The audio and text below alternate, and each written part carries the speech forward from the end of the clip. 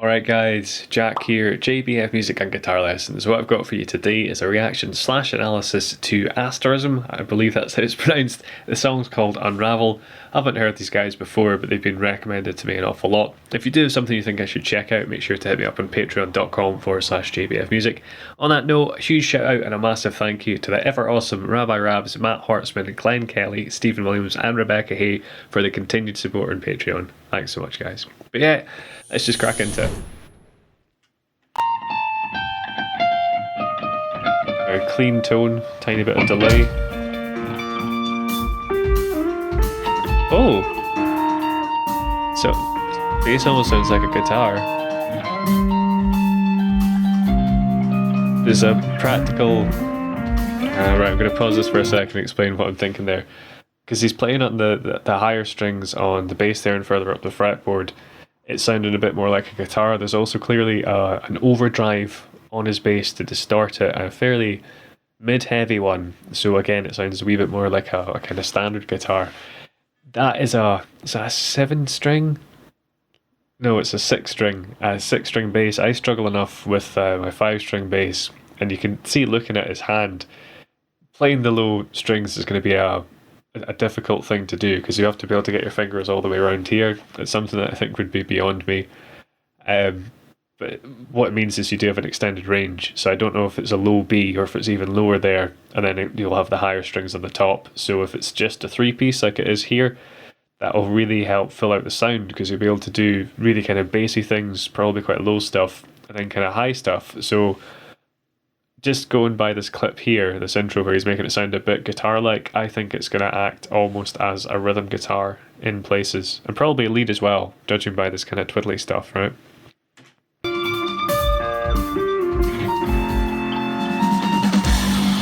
Oh, cool. Nice.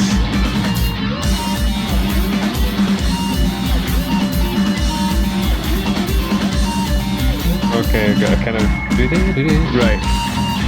There's lots of cool stuff here. I'm going to pause and talk about things as they happen because that's just kind of what I do. There's 39 seconds in and there's just a ton of stuff to throw at you there. So there's some cool tapping. What was really cool is he played the line, tapped on bass, and then kind of on guitar and played it lower, then kind of accompanying the guitar as you'd expect a bass to do. But then doing this really quite intensive finger picking line here. That kind of thing, which you'd expect to be on guitar or for someone to use a pick, particularly with distortion. If you play bass with a plectrum, you tend to get a more defined sound, but he's clearly worked on his tone to the point where you can play with the fingers and there's still this nice defined attack on the strings.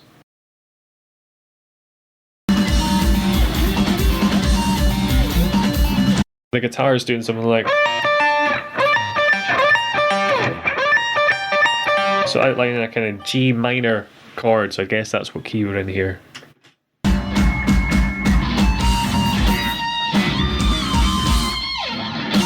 Really cool stabs. Bass and the drums going together. Nice whammy bar work as well. Very well intonated bends. It's a huge sound for the three of them. There's some savage arpeggios. A lot of compression on to make them easier to play. A huge fat bass tone. Lots of slap as well. Wouldn't expect that with the drum sound.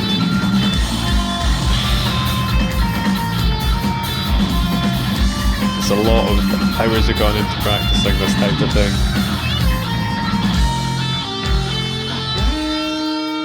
I'm gonna get a little bass solo.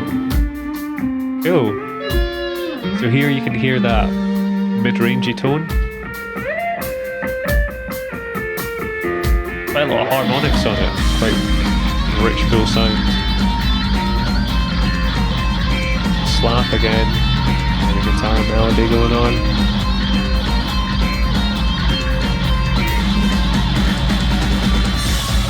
Really syncing up the bass and the drum fills. Try and thinking it going across the strings, right?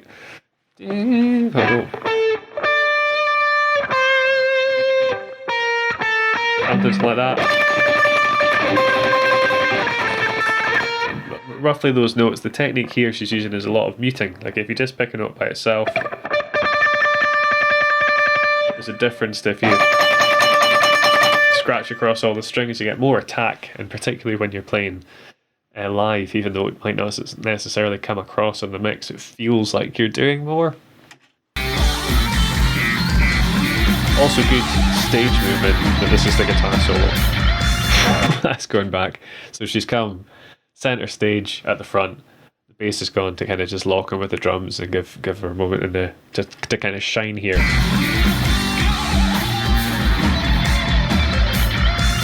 Pretty savage picking.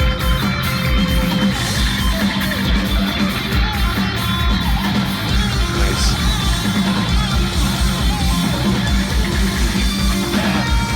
Ducking in the street out of nowhere. Yeah, it's cool. It's almost like a video game soundtrack. Okay. That bit's going back. So what's happening there is they're both tapping, but they're not tapping the same thing. What are they doing?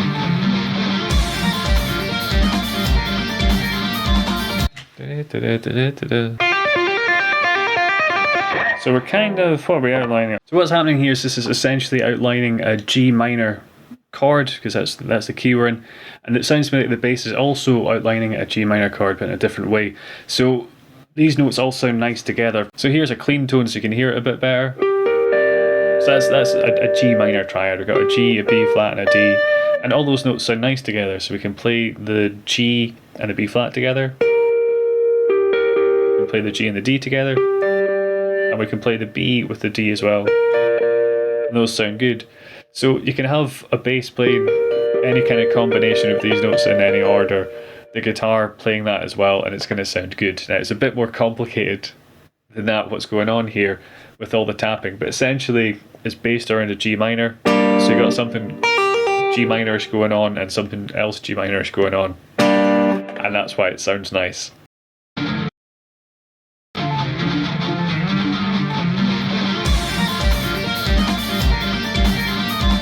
So you can hear there's slightly different lines. Oh, that's heavy. A stanky bass tone. Brilliant. Really solid lead playing here as well. Very nicely intonated bends. A lot of control of the instrument. Machine gun fingers. This is like Steve Harris level of bass playing. A lot of compression on the bass to keep the level the same.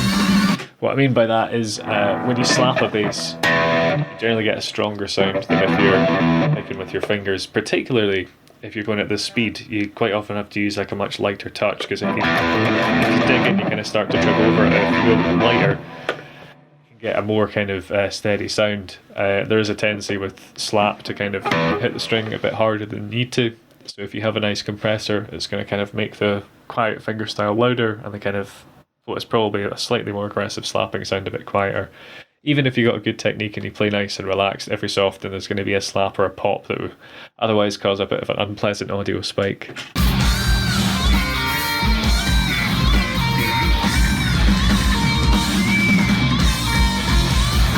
A lot of learning goes into this, and like remembering all the fills and stuff, so none of it's improvised. All meticulously worked out. Bass chord's really nice. Even using his little finger to pick them, that's incredibly cool. Really nice dynamic shift in the guitar tone as well. That's great clean sound. A little bit of distortion on it. Doesn't sound too empty.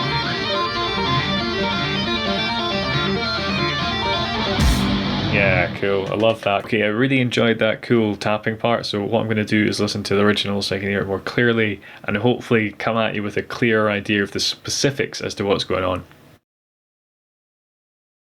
Alright, my plan to demonstrate this is I'm going to do the guitar part played at half speed, the bass part at half speed, and then kind of put them together, but I'll pan them very heavily, the guitar over to the right and the bass over to the left, so you can kind of hear them separately. and then kind of together as well. And at the slower speed, hopefully be able to, easier to grasp.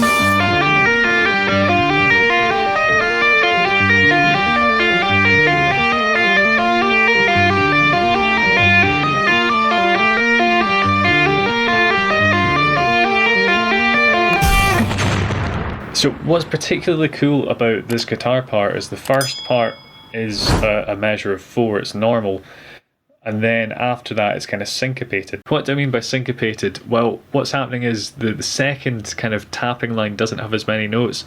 If we count along here, we can see it's in 4/4, which means there's 4 beats in a bar. So we'd have 2, 3, 4, 2, 2, 3, 4, 3, 2, 3, 4, 4, 2, 3, 4, 1, 3, 4, 2, 2, 3, 4, 3, 2, 3, 4, 4, 2, 3, 4, 1. So when I was counting there, you might have felt like things felt like they were drifting or going out of time, but it's because of the syncopated part. So while the first part has like a number of notes that completes a bar of 4/4, 1, 2, 3, 4. While still in 4/4, the second bit has 14 notes, so it's kind of 2 shy of the 16 we'd expect, meaning every time it repeats, it gets syncopated. You know, if you want to use the proper term, kind of displaced by those 2 16th notes. If you count along, you might feel this. 1, 2, 3, 4. 1, 2, 3, 4. 1, 2, 3, 4. 1. Sometimes the easiest way to do this is to tap your fingers along, so you can just go 1, 2, 3, 4, 1, 2, 3, 4, and you'll find that the first time round that kind of lick it works fine, but then what comes to this repeating bit, every time you kind of count along, the lick will repeat one finger closer, if you want to think about it that way. So I've got my bass here to break down that part. This part is it still has a syncopated feel, but it's always in 4/4, so you can kind of think of it as 6 notes and 4. It's like da da da da da da da da da da da da da. It'll make sense when I play it. So although it's kind of syncopated and feels a bit weird, it's always the same measure. It doesn't do this weird displacement thing that the guitar does. I've attempted to get a somewhat similar bass tone, but this guy's tone is much better than one I'll be able to do, because this is a style and tone I've never encountered or tried to do before.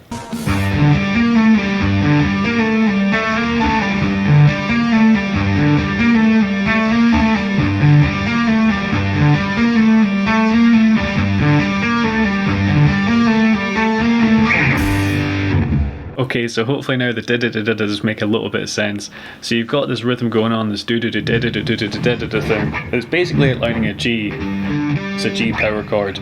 Then we've got the flat third and the minor second. So it's keeping things quite simple. If I can play it like that. Actually easier to tap it.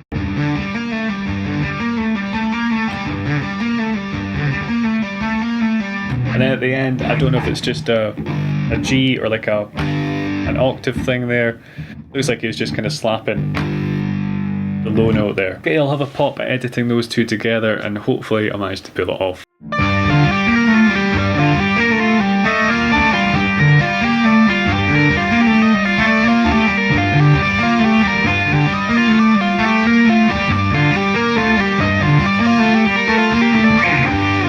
Patreon to support the channel, or if there's something you think I should really check out. On that note, you can click on these videos, hit subscribe to keep up to date with the channel, or leave a like and a comment. All these things are really helpful for the channel. Cheers guys, have a great one.